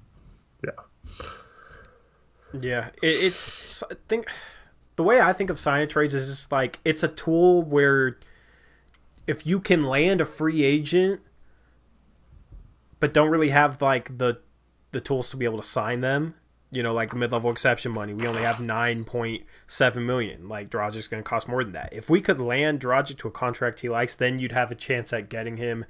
If you landed him to a contract for 15 million, then you'd have a chance of trading Ariza for him, or trading Ariza for him in a sign trade. Like, don't get too creative with them, because then it's like you got to think about like how the process would play out from start to finish. It's not just like, oh, boom, 3-team sign and trade like that. Like, the problem is, so we only have the mid-level exception at best. So we might not even get an interview with or a meeting with Dragic, because he might be like, no, you guys don't have cap space, so I'm not going to mess around with that. It'd be more like we would potentially sign and trade for you. No, I know you can offer that, but a lot of guys will just be like, no, I'm going to go elsewhere. Like, you don't have the cap space. So there might be a team with cap space, or teams that have the same level of money available that will give him similar offers. So he might just do that. So like a team like the Blazers has trouble bringing in free agents anyway. So just getting a meeting with some of these guys is part of the problem too. Yeah. Like last summer, we wouldn't have been able to get a meeting with Jimmy Butler. He was going to like Houston or Miami. And you could say, oh, we should sign and trade for Jimmy Butler last summer or whatever. But like it was never going to happen because he wasn't even going to meet with us. You know? Well, that's a lot more unrealistic than a guy like Dragic. Yeah, I feel like we have a better track record landing European players, obviously not including Hedo Turkoglu in that. But we, would have a lot better chance of signing a guy like a Dragic than a guy like a Jimmy Butler, who is just an interesting character, star player. Tommy Thompson wants Bruno Caboclo. Reclamation project. He's like a 6-year vet now. Yeah. Well, he should be ready now that he's 2 years away from being 2 years away. From being 2 years away. How am I a clout chaser and Eric's not, since Eric has the @ under his name as well? I don't know what you're talking about, Doge. We're both chasing clout. I mean, I didn't design it, but it's not chase. We're not. You haven't even mentioned your Twitter thing. I know, bro. You mentioned going on Twitter, but I was like most follow me on Twitter. Smash that like button. Oh, exactly. If I was like the typical YouTuber / Twitch streamer, it'd be slap that like button, guys. Make sure you follow me on Twitter. This stream is sponsored by my Twitter. Go follow it. Like, let's see if we can hit 2 million likes. If we hit 2 million likes, I'll shave my head. That's like YouTubers, and yeah, I am very. I'll eat a shoe live on air. I'll eat a shoe. I'll eat a blazing wing live on air. Oh wait. Yeah, no, I don't sell out. That was a bet. Yeah, that was a bet. I ain't getting anything off that, and it honestly wasn't even that bad. I'll make a reps. Which, honestly, like, if I could get in contact with First PJL, I'd offer him that $100 refund, and I would still do the song, because it's taking so long.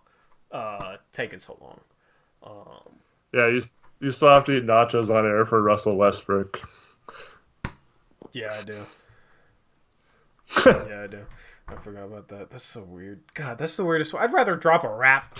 I'd honestly rather drop a rap track than eat nachos on stream. Honestly, like, I feel like the songs are gonna be less cringy. Yeah,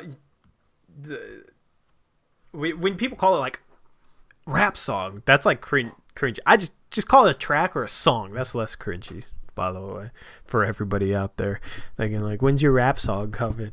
Honestly, the rap I don't think will be that cringy. I'll edit my voice enough for you guys. Is that even you? Lame. No, like in a professional way, like professionals would do. Mm-hmm. Okay, well, you want me to make bad music instead of good music? No, but if you just digitize your voice, no, it's not going to be digital. It's just going to be like professionally like mixed as best as I can, Dustrom asked a good question. If you got 2 million likes on your next video, would you shave your head? Depends on if that video was monetized and how much money I made off of it. Because likes help the channel grow, but like 2 million likes is like cool. You know what I mean? I'd rather have like a monetized video with like 2 million views. Well, wouldn't you have to have 2 million views to have 2 million likes? Well, you'd have to have more than that. You'd have to have like millions and millions. You know what I'm saying? So wouldn't you want a video that had 2 million views? I don't know what I'm saying right now, so I'm gonna hide behind this basketball. But yeah. I saw you were subscribed to Crypt. Yeah, Crypt's dope. You guys going through my subscriptions? How'd you see I was subscribed? RAP Blazers, just stop, man. Just stop. It's not even close to how it works. Or it's his birthday. I can't 300-second ban. But yeah, stop, man. You don't. I feel like okay. RAP, man. You have all these trade ideas, all these off-season ideas, all these free agency ideas. But I feel like you never, ever listen to anything we say in regards to free agency or trade ideas or any of that stuff. So it's like, if you want to talk about them so much on our stream, why don't you, like, listen to anything we say? You know? I don't know. It's just kind of confusing to me. Do you agree, Eric? Like... Yeah, I mean... He's just going to keep on saying them, though. That's how he's been, though. At least he's consistent. He has his niche. I wish he didn't, like, go MIA from our mock off season, so he could have actually tried to sort some of things out and would have learned, like, oh, wow.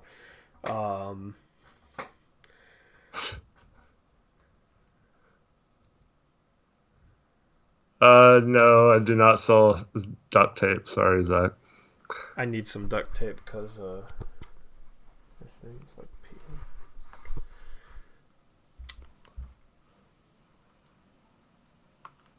Bro, quit going through my subscription feed, man.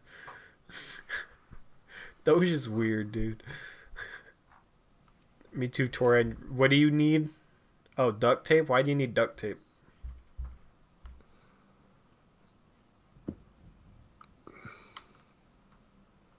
Anybody who like starts talking about my who I'm sub to, getting 300-second bans, I'm just saying that off the rip.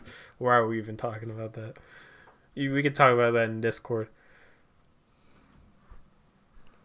And I'm not saying that because I'm embarrassed or anything. Because I'm not. But I think I'm subscribed to like a Minecraft YouTuber or two, and I'll say that on air. I don't even care. But let's talk about something other than random YouTube channels. Why, Dustrom? Who cares about Cody Zeller? He's not a free agent. He still has a year under contract. Like, what? Why do you want to talk about Cody Zeller? This is like the late night. This is like so the random. Late night version of our night streams, except it's like 6:30 right now. Damn, it's 6:30. That's crazy. Preview of Tory. I'm not giving you guys a preview of anything. I'm just gonna drop a song out of the blue, and you're gonna have to buy it to listen to it. No, I'm just kidding. I don't know where I'll drop it, though. How should I drop it? No, I just hit my mic with the ball. How should I drop it? I don't know. You can just play it on air on one of the streams. Probably drop it on the SoundCloud account. And turn off, like, comments. I keep hitting my mic. Oh, man. I haven't picked up a basketball in like a month. This is the first time I've picked up a basketball in a month, and I really want to play basketball right now, bro. Mm-hmm. Clark County should be hitting phase 3 soon, I think. God, I forget when the date was. There were Clark County. Oh, that was 5 days ago. I almost got excited. I was like, 3 new cases. That's it. But, like, when we enter Phase 3, when Clark County enters Phase 3, do you think we should even think about meetups? Like, pick up games in Vancouver or what? Well, I know people aren't listening, but you're not supposed to like travel outside your county Yeah. if your county's bad or whatever. So that might not be the best idea, but yeah. Well, I mean, I know they're not going to enforce it, but I'm trying to be as good as I can about not spreading yeah. it. I mean, well, that's what I was thinking. Is you're not supposed to travel county to county, and you you're not cool. You live out in the sticks, out there in North Plains.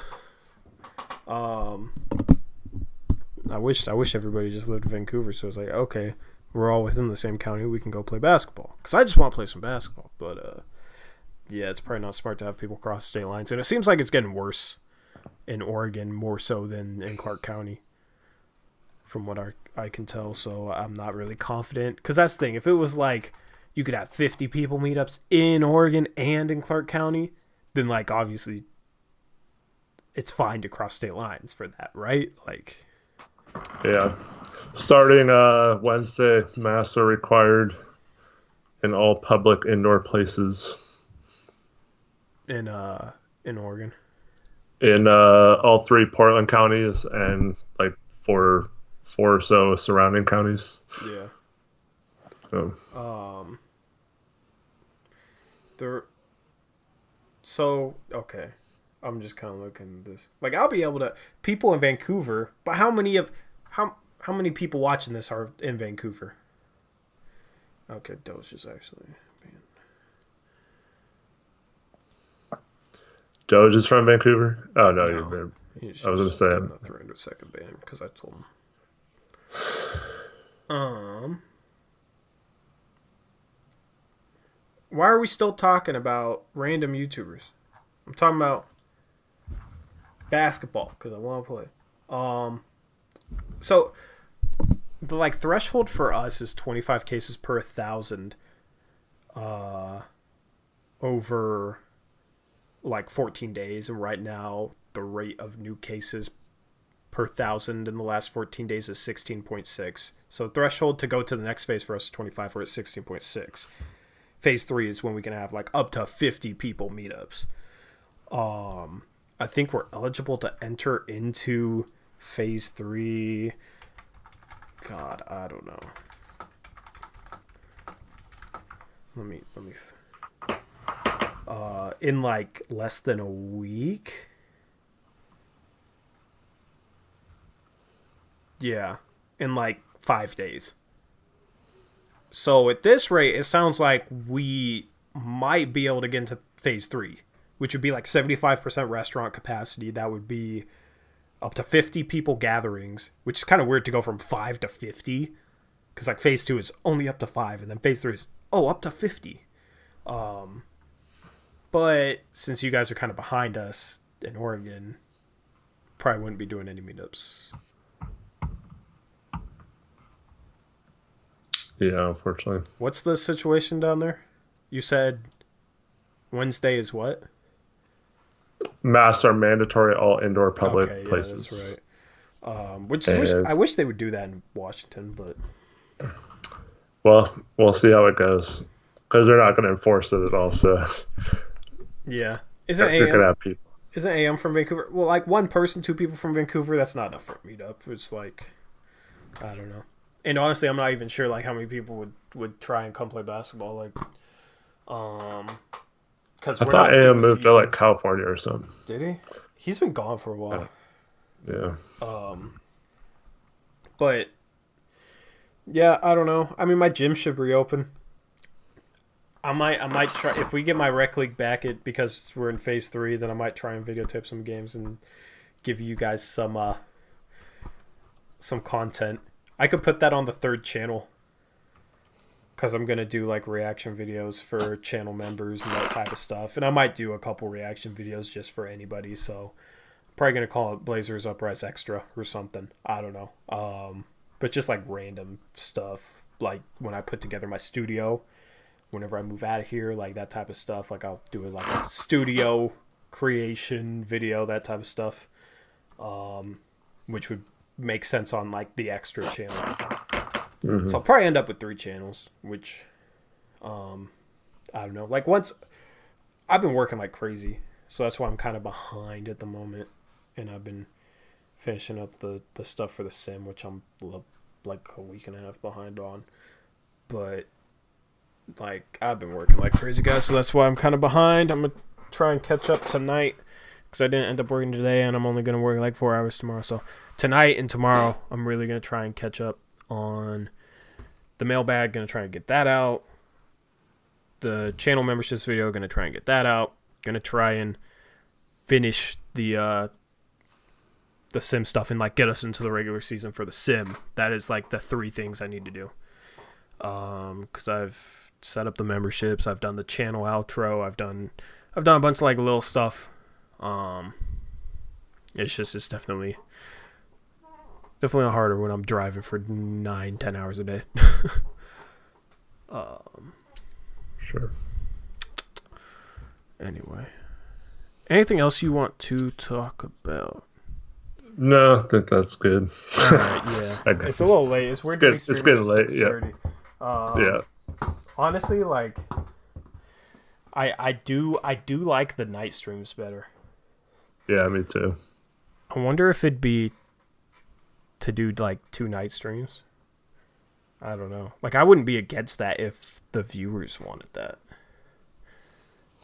Yeah, it's totally up to however many people can do it. I know some people like the early ones because they're further away, so it's like later at night. But then some people like the night ones too. Yeah. Let me know if you want this Monday stream to go to like at night. It's easier for me, to be honest, to like 9:30 at night, because then I can like get off work and just come do this instead of like going off in the middle. So Ben says yes. Destrom says yes. Dizzy D says night streams rule. Night would be better for me to catch it live. Okay, so we got 4 saying night. 4-0 in favor of night. Trevor says night. Trevor says night. Okay. No,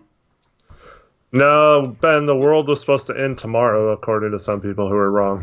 Or why yesterday. Why was it supposed to end yesterday this time? What the Mayans say?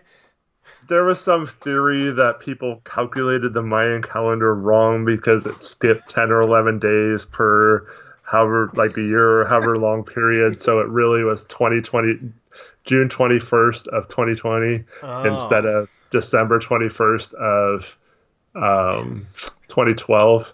So like there was all these people saying that it was wrong, but like it only skipped 10 or 11 days like once, but these people tried to say it was every year, so it would have only been like a 10 or 11 day difference from the original date, so it was completely stupid. But like there was a huge group of people who thought the world was going to end yesterday. Yeah, that's ridiculous, man. It's funny how like people were actually like legitimately like worried in 2012, and then after that hat went by, like nobody was. Well, you were a wee little lad in 2000, but it was the same way. Y2K. Wee like little lad. you just turned British on me for a second. Yeah, you were what, like 3 or 4 at the turn of the century? I was 3.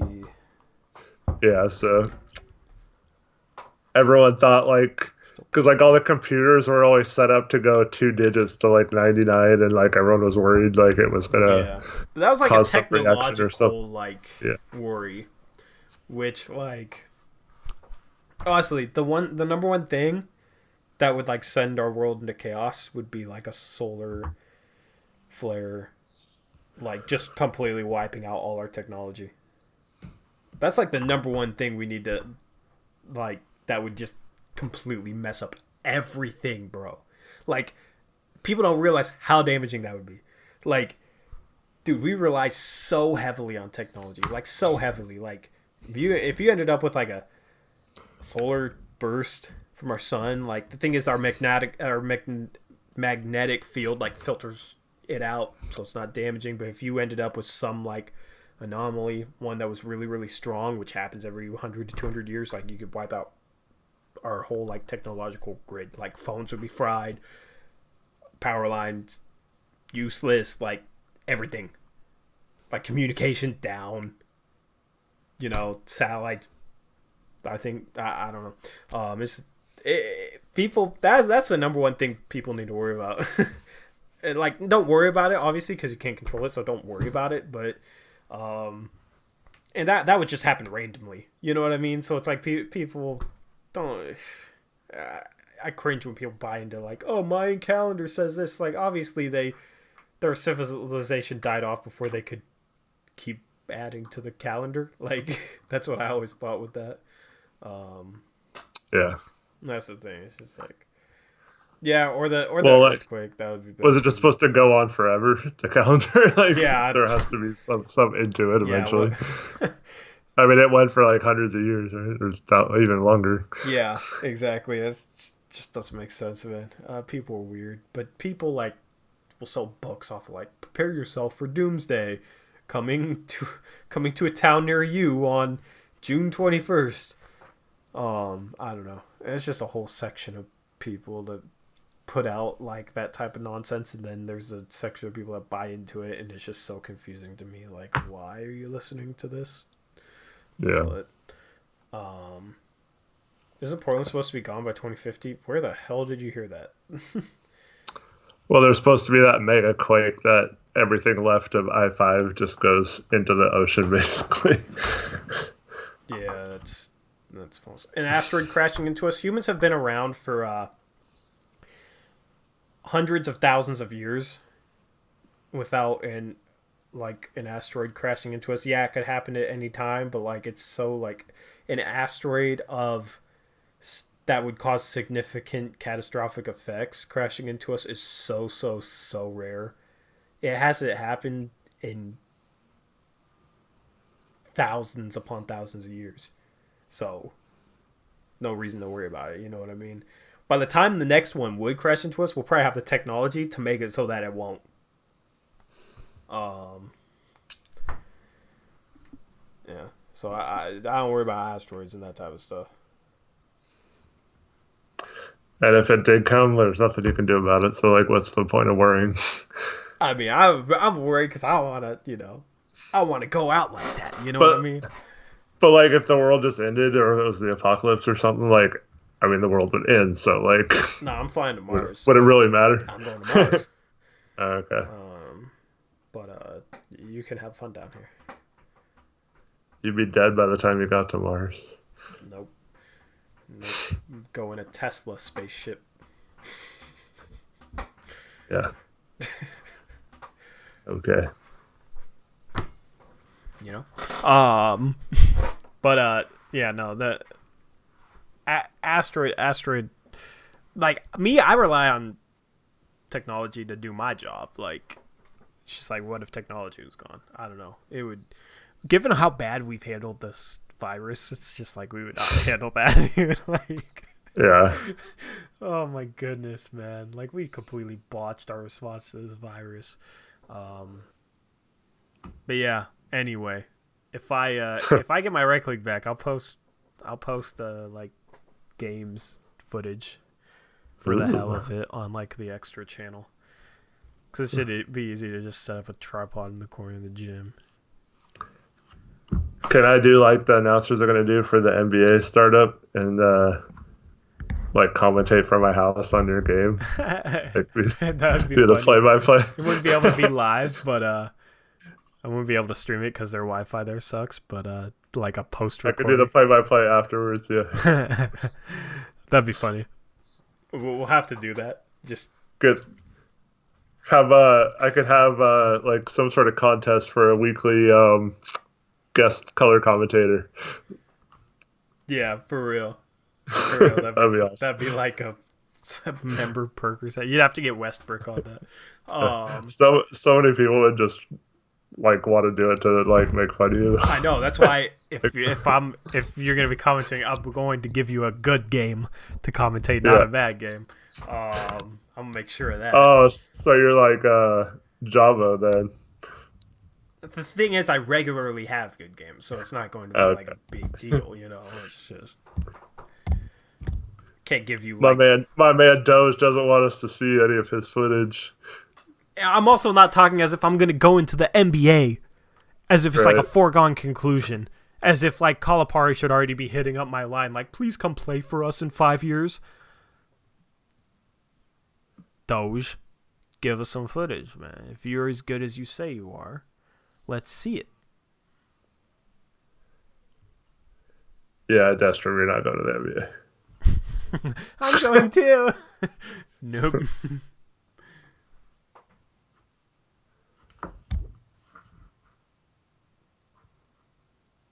We're the New York Kings. Yeah, good luck with that.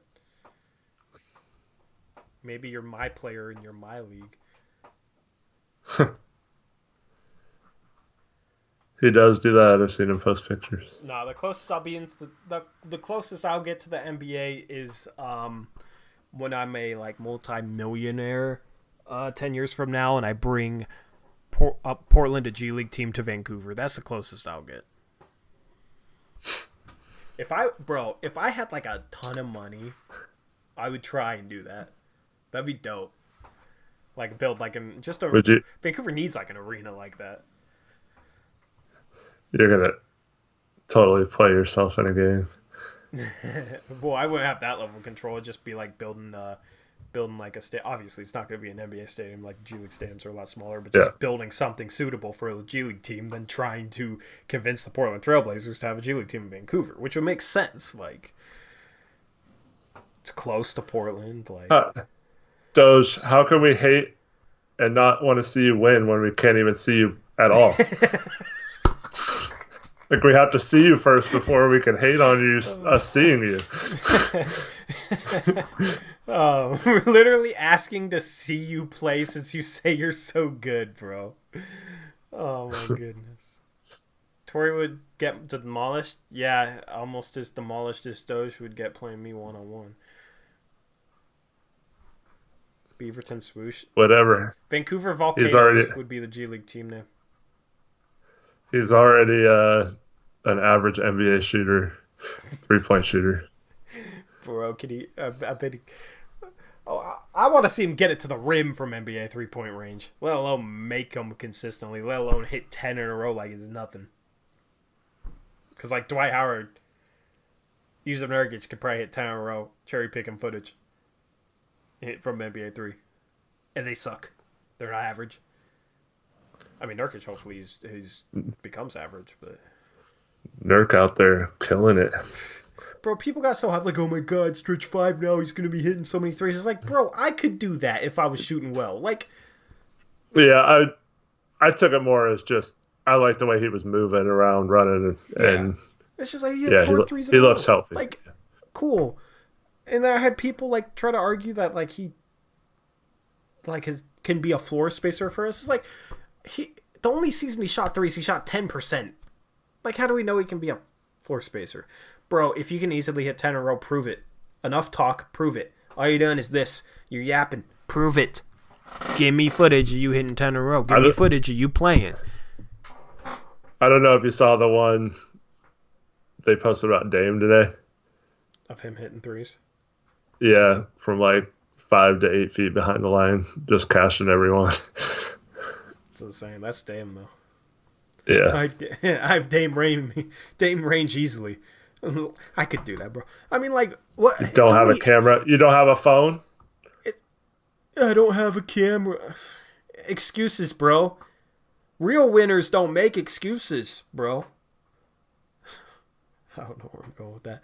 But yeah, Dame was only shooting like 5 feet behind the line. I could do that.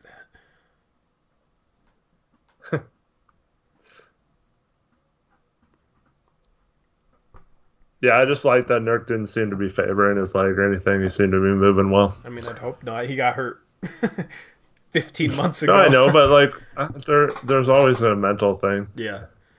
Yeah, I mean, like, Nurkic has decent form. I do have hope that he can develop a 3-point shot. I once saw freaking Joel Prisbilla hit 10 threes in a row before a Blazer game, so yeah, it's not that hard. You guys don't understand. He couldn't even shoot in a normal game outside of like 3 feet, but somehow he was just cashing threes. Like Robin Lopez couldn't hit a three when he was on the Blazers, but now he's developed into a 3-point shooter. Yeah, you guys Some don't for some understand reason. how good of shooters NBA players are. That's all I'm saying. Like, Nurkic hitting 4 threes in a row isn't impressive. I like the way he was moving. His form looked good. Looked like his elbow was a little bit more in than normal, but Manute Bol had that game. He went off. But yeah, Doge, give me footage, man. I'm tired of you talking. Every time you talk about being good at basketball, even if we give you crap, like just don't even say anything. Even if we're talking about you playing basketball, don't even say anything until you get us footage, bro. That's the rule for you from now on. He can somehow be on his computer, Twitter, YouTube, video games nonstop, but can't record himself shooting a 3-pointer somehow. You'll give us footage soon. You said that like a month and a half ago. I'm working on it. Okay, what are you doing to work on it?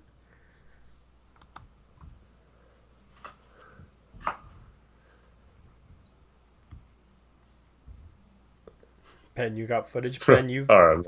you give us a fake picture, bro. I don't believe anything. That wasn't Ben. That was Dame Dollar.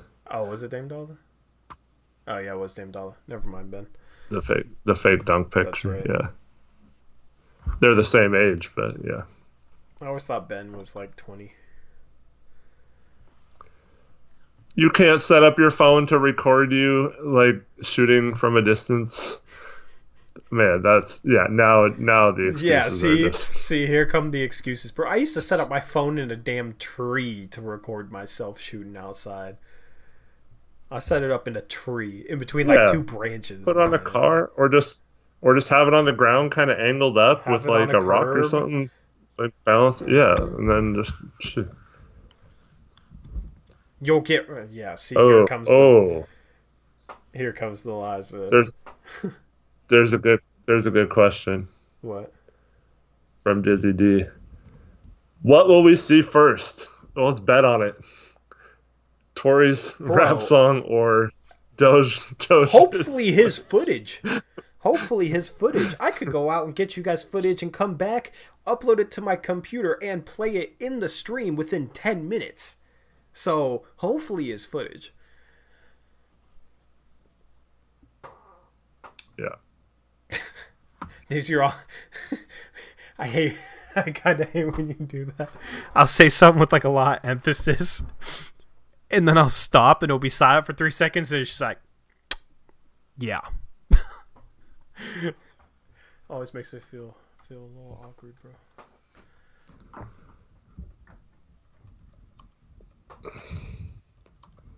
Why are you typing? I'm not even talking. I'm just talking to Ash about why he's never. Oh, where is Ash, man? He hasn't been on streams in like months. Because he said, laugh my ass off, why are you in timeout to Javo? And then I asked him. So he's like on his computer and he's not watching. Why it's too good for us, but yeah. Yeah. Yeah, Dame Dollar that's correct, Doge. No, he said he was like 16, and then we found out he was like an 8th grader or something. Who? Dame Dollar. Oh, yeah. He was lying about that too. So weird, man. So is Tori and the other team down to 15 players yet? I'm not down to 15 players. You don't have to be down to 15 players until like after this initial phase that I still got to start. No, because you posted that they needed to do it. That was like a tentative timeline, and then no, I know, but then I told everyone that they had to do it. Okay, that's fine too. I'm trying to trade one of my guys. If you're interested in like Claxton or Chris, let me know because I got too many bigs. So Claxton or Chris, like both of them. You've been trying to trade them for months. It's time to make a move. You and Minnesota are the only two teams. I haven't been trying to make a move because I've been busy, bro. I've been busy as hell. It's not like where I was over a month ago where I was just lazy. Like now it's like I'm actually busy. Like legitimately, you know. So gotta Gotta make that money, you know. Why am I playing with these fingernail clippers?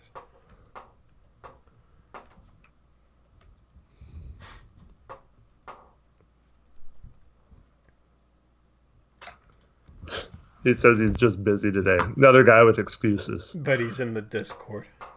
He's in Discord, and he hasn't. It's not like he's normally on stream lately and just missed this one show or something. Yeah. For real. Whatevs. Anyway. All right. Yeah, I gotta get going. 7. This is late, but yeah, I'm gonna go. I want to go get a milkshake or something. I don't know. Maybe I'll go to Burgerville. I tried to go to Burgerville earlier today. There was like 20 people in line. So. Yeah. I was dying for that like strawberry milkshake they got. So maybe I'm gonna go grab that. Anyway, I'm gonna try and catch up on stuff tonight. Like I said earlier. Other than that, bye, Mom. Other than that, bye, Eric's mom. I don't know. There's really nothing left to plug. It feels weird signing off so quickly, but I got nothing else to say for this outro. So I'll just catch you guys later. As always, peace out. Go Blue.